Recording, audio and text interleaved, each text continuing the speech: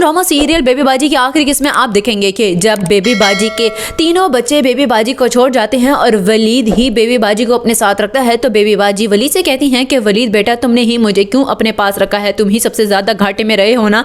तो इस उनके साथ ही वलीद कहते हैं कि कैसी बातें कर रही हैं आपको पता भी है कि सबके हिस्से में कुछ ना कुछ आया है, लेकिन सबसे ज्यादा खुशकिस्मत पता है कौन है? मैं हूँ, क्योंकि मेरे हिस्से में मेरी माँ आई है। और आप इस तरह की बातें ना किया करें समन के साथ कि आपको किसी ओल्ड होम में भिजवा दूं। तो ये सुनते साथ ही बेबी बाजी कहती हैं कि क्यों ना करूं, तुम दोनों कब तक मुझे संभाले रखोगे? तुम्हें कहा था कि जमाल के पास जाओ, जमाल को बुला लो, तुम रहने दो, समन को ही भेजूंगी। जब दूसरी जानिब जाती है समन जमाल से मिलने के लिए, तो अजरा दरवाजा खोलती है समन पे और समन से कहती है कि तुम यहाँ पर क्या लेने आई हो, क्या तुम्हें पैसे चाहिए? वलीद ने भेजा होगा। तो ये सुनते साथ ही समन कहती है कि मुझे जमाल भाई से मिलना है। इतने में आ जाता है जमाल और आकर कहता है कि क्या हुआ है समन, वलीद तो ठीक है ना? तो ये सुनते साथ ही समन कहती है कि वलीद ठीक है, लेकिन आपकी माँ आपको बहुत ही ज्यादा याद करती है। इतने में जमाल कहता है कि ठीक है, मैं तुम्हारे साथ चलता हूँ, लेकिन अजरा उसे रोकती है और कहती है कि खबरदार, जो आपने कदम इस घर से बाहर निकाला नहीं तो बहुत बुरा होगा। उनके साथ ही जमाल कहता है कि बस अब तक अजरा मैं तुम्हारी सुनता आया हूँ और बहुत ही ज्यादा घाटे में रहा हूँ, तुम्हारी वजह से मैंने सब कुछ लुटा दिया है, तबाह बर्बाद होकर रह गया हूँ जब से मैं अपनी माँ से अलग हुआ हूँ।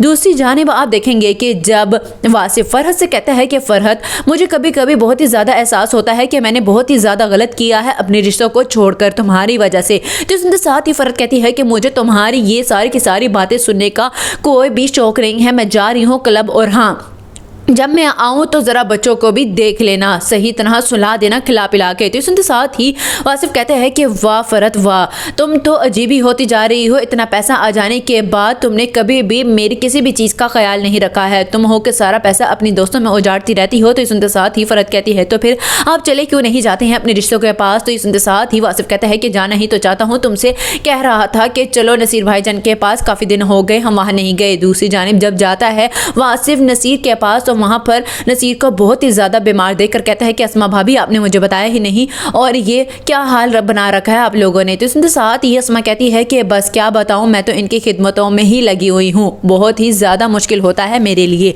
जब वासिफ कहता है कि बस अब बहुत हो गया है, अब हमें अपनी माँ के पास चलना चाहिए, तो बहुत ही ज़्यादा हैरान होती है अस्मा और कहती है कि तुम्हारे भाईजान को कौन लेके जाएगा? ये सुनते साथ ही वासिफ कहता है कि मैं लेके जाऊँगा। जब सारे के सारे बच्चे बिल आखिर अपनी माँ की चौखट पर पहुँचते हैं, तो वलीद अपने सामने अपने तीनों भाइयों को देखकर बहुत ही ज़्यादा रोता है और कहता है कि अब आप यहाँ पर क्या लेने आए हैं? क्या माँ को तदफीन के लिए लेके जाने के लिए आए हैं? तो सुनते साथ ही वासिफ के तो पैरे तले से ज़मीन ही निकल जाएगी और वह कहेगा कि क्या सी बातें कर रहे हो तुम वलीद, तुम्हारा दिमाग तो नहीं खराब हो गया? हटो आगे से, मुझे माँ से मिलना है। ये सुनते साथ ही वलीद कहता है कि जिस माँ से आप मिलने आप 10-20 साल बाद आए हैं ना, वो माँ आपका इंतज़ार करते हुए इस दुनिया से जा चुकी है।